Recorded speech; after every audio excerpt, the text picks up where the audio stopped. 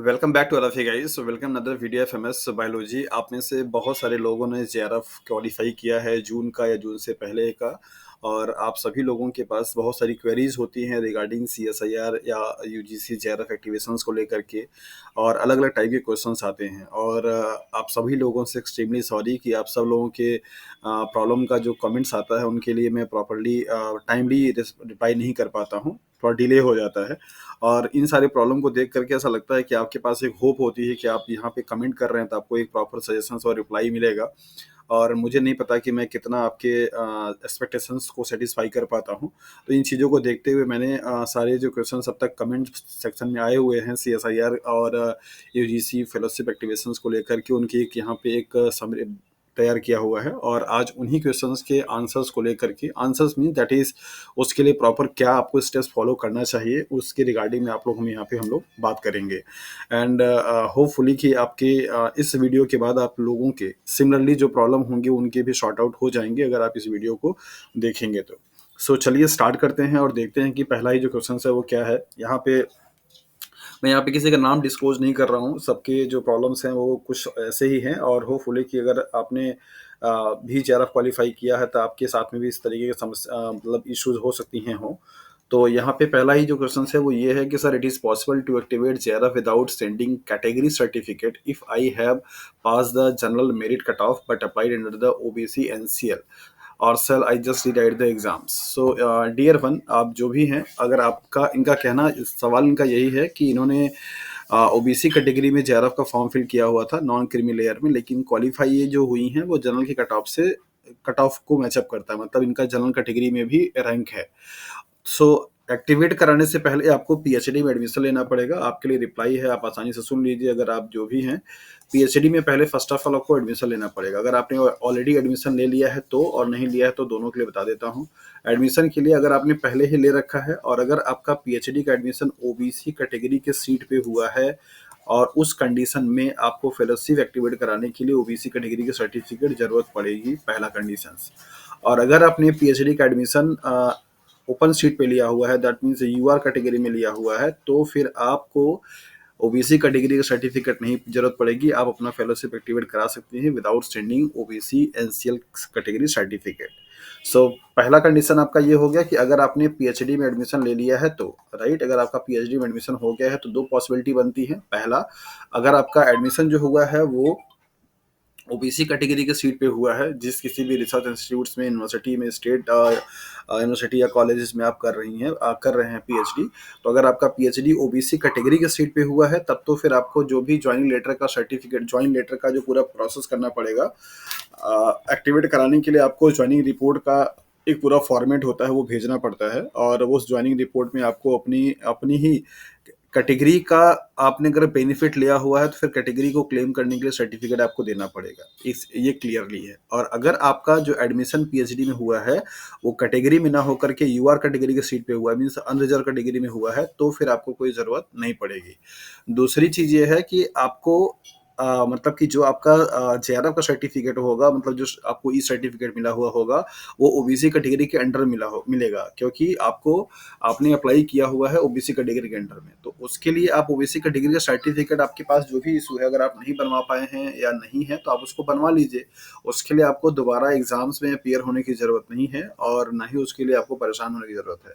तो आपके लिए जो सजेशन है वो यही है कि अगर आपके पास किसी भी कारण से कैटेगरी सर्टिफिकेट नहीं बन पाया है या पुराना है या कुछ भी हो रहा है, तो आपके पास टाइम है, कोई दिक्कत नहीं है। 2 साल तक के लिए आपका ये जेआरएफ सर्टिफिकेट वैलिड रहेगा। आप उसको मतलब अगर आप चाहेंगे तो मतलब category certificate within week और 2 वीक में बन सकता है, कोई दिक्कत वाली बात नहीं है। आप उसको बनवा लीजिए। और अगर आपका वो बनने में प्रॉब्लम है और अगर अभी आपका नहीं बन पा रहा है तो आपको वेट कर लीजिए, आपको उसको बनवाना पड़ेगा। और आपका जो सवाल है वो यही है कि कैटेगरी सर्टिफिकेट है उसके बावजूद भी आप ये चाहते हैं कि बगैर कैटेगरी सर्टिफिकेट के आपका जेआरएफ एक्टिवेट हो, तो उसके लिए वही है कि आपका जो पीएचडी में एडमिशन हुआ है वो कैटेगरी में ना होकर के यूआर सीट पे होना चाहिए। अगर कैटेगरी में होगा तो फिर आपको कैटेगरी का सर्टिफिकेट लगाना ही पड़ेगा। और अगर आपने भी पीएचडी में एडमिशन नहीं लिया है, आप जेआरएफ क्वालिफाई हो गए हैं और अब आपको लेना है पीएचडी एडमिशन, तो अगर आप पीएचडी एडमिशन लेना चाह रहे हैं तो आप यूआर कैटेगरी के में सीट में अप्लाई कर सकते हैं। अगर आपके पास ओबीसी कैटेगरी PhD सर्टिफिकेट नहीं है तो। सो डियर वन, होपफुली कि अभी आपके जो डाउट्स हैं वो क्लियर हो चुके होंगे, और उम्मीद करता हूँ कि आपको ये बात भी समझ में आ चुकी होगी। आई डोंट नो कि इतना सारी चीज़ें मैं आपको मैसेज में या रिप्लाई में समझा पाता, तो कोशिश यही है कि अब आपकी चीज़ें सही सॉर्ट आउट हो चुकी हों।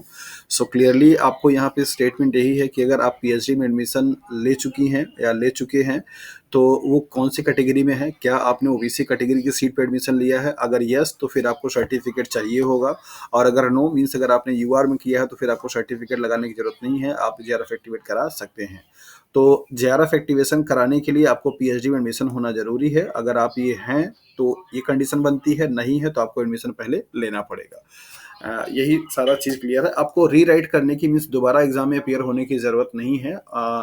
एग्जाम्स जो सर्टिफिकेट आपको मिलेगा, आप OBC की कैटेगरी लगाएंगे तब जा करके आपको सर्टिफिकेट मिलेगा OBC कैटेगरी का, तो आपको बनवाना पड़ेगा और आप उसको कर सकते हैं, इसमें कोई प्रॉब्लम वाली बात नहीं है। ओके, चलिए नेक्स्ट क्वेश्चन की तरफ मूव करते हैं, और नेक्स्ट क्वेश्चन हमारा क्या कहता है, इसको पहले इरेज कर देते हैं। ओके, अगला क्वेश्चन है that is I have in end of the third year SRF in PhD under institutes fellowship through just exams. Okay, I joined in 2022. Now in 2024 I qualified UGC JRF. So if I change the fellowship from institute fellowship to UGC JRF fellowship, can I get fellowship 5 year from year one or only 2 year? Okay dear one, आपके statement से ये clear है कि आप कहीं पे already registered हैं और वहाँ का जो इंस्टीट्यूट का फेलोशिप है आपको मिल रहा है, और आप PhD के अपने थर्ड ईयर में हैं, राइट। नॉर्मली PhD के जो टेन्योर है वो 5 ईयर माना जाता है, आपको फेलोशिप जो होती है वो 5 ईयर तक का ही मिलता है, ठीक है, जो भी आप CSIR का है चाहे UGC का है। इनका सवाल ये है कि अगर हम अब एक्टिवेट कराते हैं तो क्या हमको फेलोशिप 5 साल के लिए मिलेगा या 2 साल के लिए मिलेगा। तो अगर आप यहाँ से मीन्स थर्ड ईयर से अगर आप एक्टिवेट कराते हैं तो इनिशियली आपको जो फेलोशिप मिलेगी, अगर अब ये आपका रेसिडेंशियल पीरियड खत्म हो चुका है, अब आपके ऊपर और आपके ऑब्जेक्टिव और आपके सुपरवाइजर के ऊपर डिपेंड करता है कि आपका PhD 4 साल में सबमिट होगा, 5 साल में होगा, या 6 साल में होगा, या 7 साल में होगा, राइट। ये डिपेंड करेगा आप और आपके सुपरवाइजर के बीच का ट्यूनिंग का और आपके काम की प्रोग्रेस को देख करके। आपने अगर 4 ऑब्जेक्टिव फ्रेम किए हैं अपने PhD में, तो 4 ऑब्जेक्टिव आपके फुलफिल हो रहे हैं कि नहीं है, पेपर्स आपके आ गए हैं कि नहीं आ गए हैं, और आपके सुपरवाइजर आपके काम को देख करके सेटिस्फाइड हैं कि नहीं है। अगर ऐसा सब कुछ है तो फिर आप उसको 4 साल में सबमिट कर सकते हैं, और अगर आप फेलोशिप लेना चाह रहे हैं तो ये PhD की टेन्योर को आप और बढ़ा सकते हैं, मतलब कि आप 4, 5, 6 साल तक भी कर सकते हैं, 7 साल तक भी कर सकते हैं। लेकिन 7 ईयर्स के अगर ऊपर हो जाएगा तो ये रूल होता है कि आपको फिर दोबारा से री रजिस्ट्रेशन कराना पड़ता है, जो कि आपके लिए पेनिंग हो सकता है। तो फाइनली आप 5 साल तक का पूरा फेलोशिप ड्रॉ नहीं कर पाएंगे, क्योंकि अगर 5 साल आप इसमें ऐड करेंगे तो 8 ईयर हो जाएगा, और 7 ईयर PhD में एडमिशन हो जाने के बाद अगर आपका PhD सबमिट नहीं होता है तो UGC गाइडलाइन कहती है कि आपको री रजिस्ट्रेशन कराना पड़ेगा, तब जाकर के फिर आप उसे कंटिन्यू कर पाएंगे, अनटिल अनलेस जब तक कि कोई बहुत ऐसा मतलब कि अनअवॉइडेबल और बहुत ही सीरियस इशू किसी के साथ में ना हो जाए, और उस इशू को दैट इज सपोर्ट करें आपके हेड ऑफ डिपार्टमेंट या फिर इंस्टीट्यूट के डायरेक्टर या डीन, तब तक आपको एक्सटेंशन नहीं मिलता है। आपको एक्सटेंशन फाइनली 7 ईयर्स तक के लिए ही मिलेगा, जो कि थर्ड ईयर से मिलना शुरू हो जाता है रेसिडेंशियल पीरियड खत्म होने के बाद।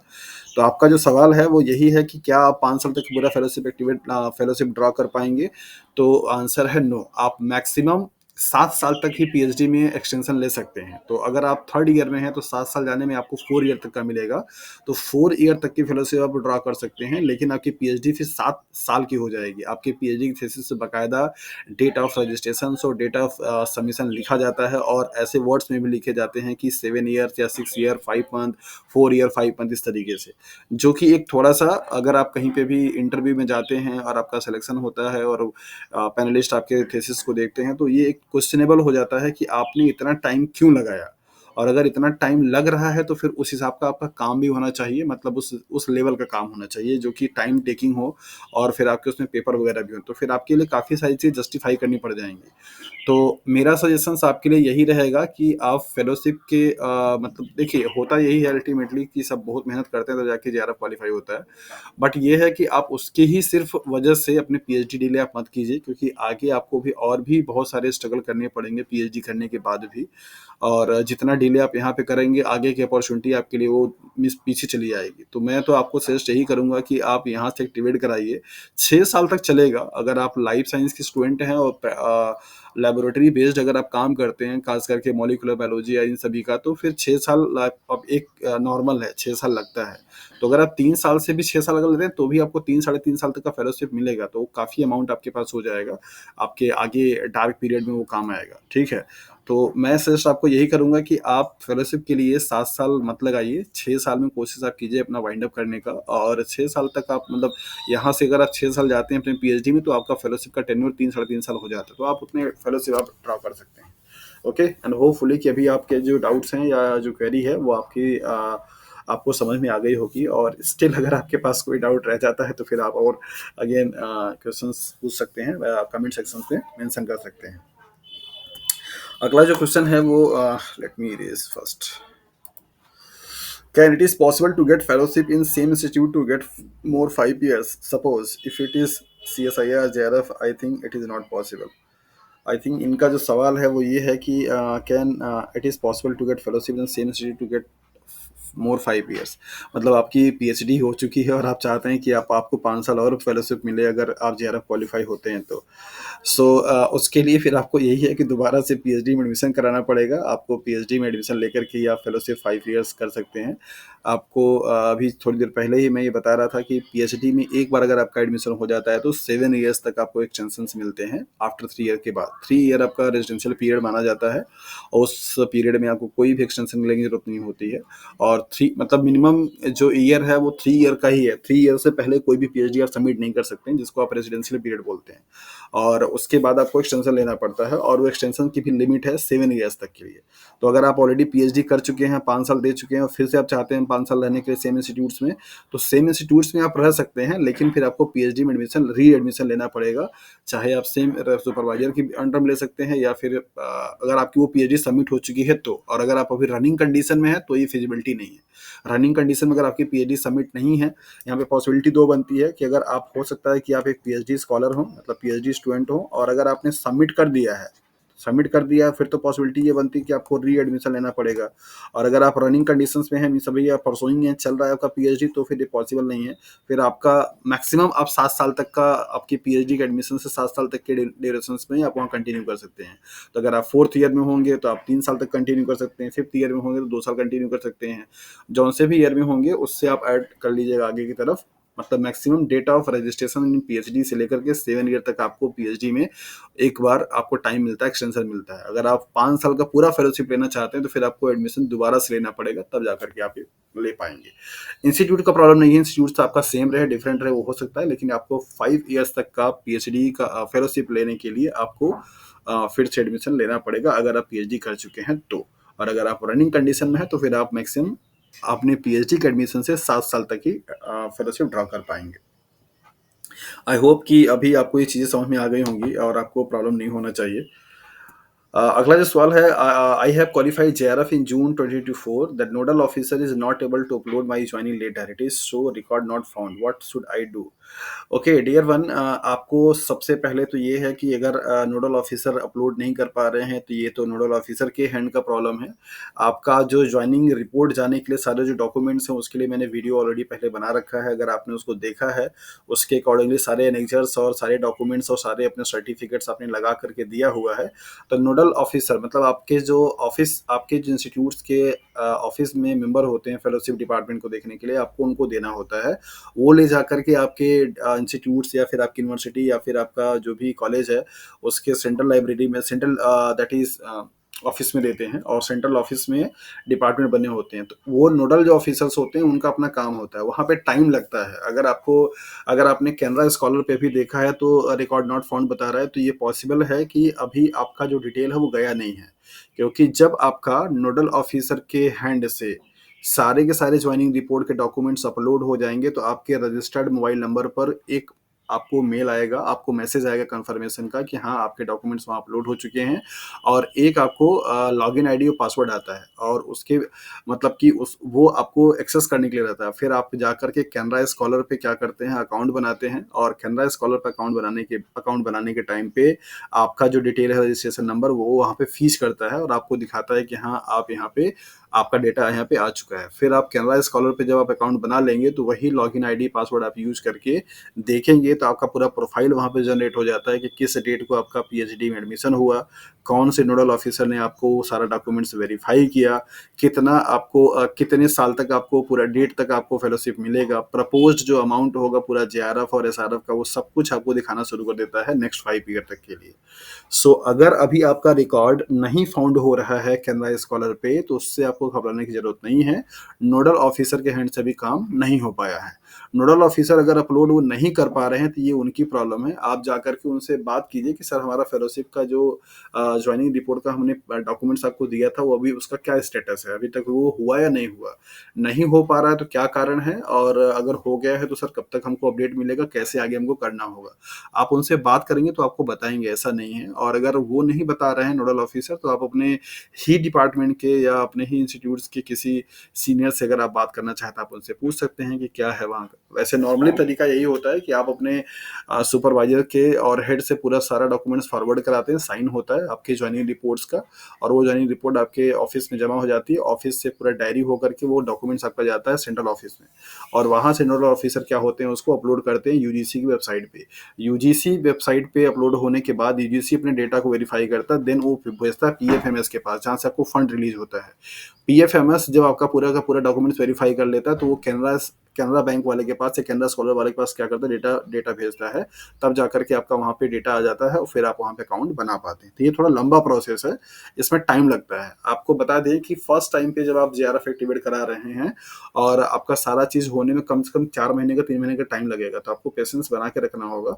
आपको फर्स्ट टाइम पे फेलोशिप आने में समय लगेगा और एक बार जब आएगा तो आप लखपति तो बन ही जाएंगे क्योंकि 4 महीने 5 महीने का आपको होल्ड करके आता है, कभी कभी 7-8 महीने भी हो जाता है, और उस टाइम पे जब आता है तो 2-2.5 लाख रुपए आपके अकाउंट में फटाफट आना शुरू हो जाएगा। तो जितना पेन अभी आपको हो रहा है वो सब रिलीज हो जाता है।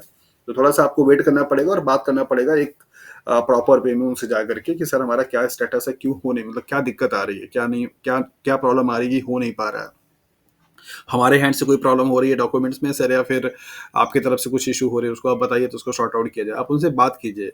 और देखिए पीएचडी के जर्नी में ना कोई भी चीज़ हड़बड़ाने से नहीं होता, आपको ये चीज़ समझना पड़ेगा। पीएचडी का काम बड़ा ही पेशेंस वाला होता है और उसमें सारी चीज़ें आपके टर्म्स एंड कंडीशंस पे नहीं होंगी, आपके चाहने से नहीं होगा।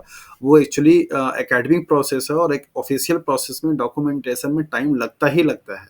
आपको ऑर्गेनाइज है, आपको एक्साइटमेंट है कि हमारा काम फटाफट हो जाए, लेकिन ऑफिस के कर्मचारियों को नहीं है क्योंकि उनके लिए एक रेगुलर काम है। तो आपको थोड़ा-सा पेशेंस बना के रखना पड़ेगा और आप धीरे-धीरे, ये एक स्टेज है जहाँ पे आपको पेशेंस रखना आना चाहिए और आपको रखने का आदत पड़ती रह जाए धीरे-धीरे। और आप जब तक आप पीएचडी में जाएँगे और पीएचडी का पूरा जर्नी जब तक आप खत्म करेंगे ना, आप इतने इतने ज़्यादा सहनशील हो जाएँगे कि आपको कोई हड़बड़ी हड़बड़ी वाला काम मतलब लगेगा नहीं। तो अभी थोड़ा-सा आपको पेशेंस करना होगा, रखना पड़ेगा। समझ सकता हूँ कि आपके अंदर में एक्साइटमेंट है कि इतनी मेहनत से आपने जेआरएफ क्वालीफाई किया तो आपको पैसा क्यों नहीं आ रहा है? आएगा। ये आप इस बात के लिए आप निश्चिंत रहिए कि आपने जेआरएफ क्वालीफाई कर लिया और पीएचडी में कहीं आप एनरोल्ड हो गए। तो जिस डेट को आप एडमिशन लिए हैं उस डेट से पैसा जोड़ करके पूरा आपको मिलेगा। एक भी पैसा बाहर आपका जाएगा नहीं। डिले हो रहा है उससे आप परेशान मत होइए, डिले होने दीजिए। पीएचडी में एडमिशन आपका हो गया, इसका मतलब फेलोशिप का काम भी आपको आसानी से हो ही जाएगा। अगला सवाल है, सर मेरा जेआरएफ 2.5 ईयर पुराना है एंड अवार्ड लेटर में 3 ईयर वैलिड मेंशन है, तो क्या मैं अब भी फेलोशिप एक्टिवेट कर सकती हूँ? ओके, इसका मतलब कि आप यूजीसी के कैंडिडेट हैं, क्योंकि यूजीसी का ही जेआरएफ जो होता है वो वैलिडिटी इस तरीके से देता है। अगर वो 3 ईयर वैलिडिटी लिखा हुआ है तो डेफिनेटली आप कर सकते हैं, उसमें कोई दिक्कत नहीं है। आप सर मेरा जेआरएफ 2.5 ईयर पुराना है, मतलब आपने एग्ज़ाम जो है वो क्वालीफाई 2 साल 28 साल पहले किया हुआ है और आपके लेटर पे लिखा हुआ है कि 3 साल के लिए उसकी वैलिडिटी है। तो डेफिनेटली आप कर सकते हैं अगर 3 ईयर की वैलिडिटी है उस पे और मेंशन किया हुआ है और अभी आपका टाइम 2.5 ईयर हुआ है, तो आप पीएचडी में एडमिशन लीजिए। और जब पीएचडी में एडमिशन आपका हो जाएगा, जिस डेट को आपने पीएचडी का पहला रजिस्ट्रेशन फ़ीस सबमिट करेंगे वही डेट आपका 3 साल के अंदर में होना चाहिए। और अगर वो 3 ईयर के विदिन में होता है तो फिर डेफिनेटली आप एक्टिवेट करा सकते हैं, आपको आसानी से एक्टिवेट हो जाएगा और पैसा मिलेगा। बट आपको इस बात को ध्यान रखना होगा कि जो आप पीएचडी में एडमिशन ले रहे हैं और जिस डेट को आपने फ़ी डिपॉज़िट किया हुआ है, वो डेट आपके एग्ज़ाम जब आपको लेटर मिला हुआ है, उस लेटर के डेट से आपका 3 साल के अंदर में होना चाहिए, ठीक है? अगर वो 3 ईयर के विदिन में होगा date of registration in PhD या the date of fee deposition in PhD, तो आप आसानी से उसको एक्टिवेट करा सकती हैं, इसमें कोई प्रॉब्लम नहीं होगी। ओके। अगला जो सवाल है, गुड आफ्टरनून सर, मैंने पीजी कर ली है बट नेट क्लियर नहीं है, तो क्या मैं इस पोस्ट के लिए एलिजिबल हूँ? कौन से पोस्ट की बात है? आई थिंक ये गलत जो क्वेश्चन यहाँ पे पेस्ट हो गया है। मेरे ख्याल से ये असिस्टेंट प्रोफेसर वाले वीडियो पे कमेंट इन्होंने किया हुआ है। अगर आपका सवाल असिस्टेंट प्रोफेसर के लिए है, मैं ऐसे गेस कर रहा हूँ, तो आप उसके लिए एलिजिबल नहीं है। आप मास्टर्स के बाद अभी असिस्टेंट प्रोफेसर के लिए या तो आपके पास नेट सर्टिफिकेट होना चाहिए और या तो फिर आपके पास पीएचडी होनी चाहिए। इन दोनों में से कोई चीज़ होगा तभी आप जा करके असिस्टेंट प्रोफेसर के लिए अप्लाई कर पाएंगे। तो आपने सिर्फ पीजी किया हुआ मीन्स पोस्ट ग्रेजुएशन है, तो आप नहीं कर पाएंगी। अगर आप असिस्टेंट प्रोफेसर के लिए क्वेरी कर रही हैं तो आपको पहले नेट क्लियर करना पड़ेगा। आपने यहाँ पे लिखा, इससे हमको समझ में आ रहा है कि आप असिस्टेंट प्रोफेसर के लिए पूछ रही हैं। नेट आपका क्लियर नहीं है तो आपको नेट एग्जाम क्लियर करना पड़ेगा, और अगर आपके पास पहले से पीएचडी है विदाउट नेट का तो भी आप अप्लाई कर सकती हैं, इसमें कोई दिक्कत नहीं है। ओके। सो नेक्स्ट क्वेश्चन है, can I use the E certificate for my JRF fellowship activation? Yes, कर सकते हैं। और I have to get separate award letter? Does the E certificate and award letter are not same? Okay, इनका सवाल है। Okay, सो अगर आपने जून 2024 वाला जेआरएफ क्वालिफाई किया हुआ है और आपके पास ई सर्टिफिकेट आ गया है, अभी काफ़ी सारी चीज़ें चेंज हो गई। ई सर्टिफिकेट ही आपका उस पर जेआरएफ अवार्ड लेटर और ई सर्टिफिकेट दोनों लिखा रहता है। आपके पास कोई सा भी होगा, आप जो भी डाउनलोड किए होंगे, अगर आप अवार्ड लेटर है या फिर ई सर्टिफिकेट है, आप उससे अपना फेलोशिप एक्टिवेट करा सकते हैं, उसमें कोई इशू नहीं है। आप उस जो डिजिटली जो साइन होकर के आपको CSIR यूजीसी के CSIR NTA CSIR की वेबसाइट से जो आपको मिल रहा है, वही आपका E certificate and award letter है। अब आप अलग से अवार्ड लेटर कोई जारी नहीं किया जाता है, उसी पे लिखा रहता है अवार्ड लेटर एंड सर्टिफिकेट, तो उसी से आपका काम हो जाता है। उसकी फर्दर ना कोई आपको हार्ड कॉपी मिलने वाली है, ना ही कुछ होने वाला। तो वो आप उसको कलर प्रिंट आउट निकालिए और उसको लेमिनेट करा करके रख लीजिए और आगे फर्दर प्रोसेस के लिए आप यूज कीजिए। डेफिनेटली आप उस ई सर्टिफिकेट से अपना फेलोशिप एक्टिवेट करा सकते हैं। आप जो भी हैं, नाम आपका तो हमें नहीं पता, बट आपने अगर पीएचडी में एडमिशन ले लिया है तो आप आसानी से अपने फेलोशिप को एक्टिवेट करा सकते हैं by using that E certificate.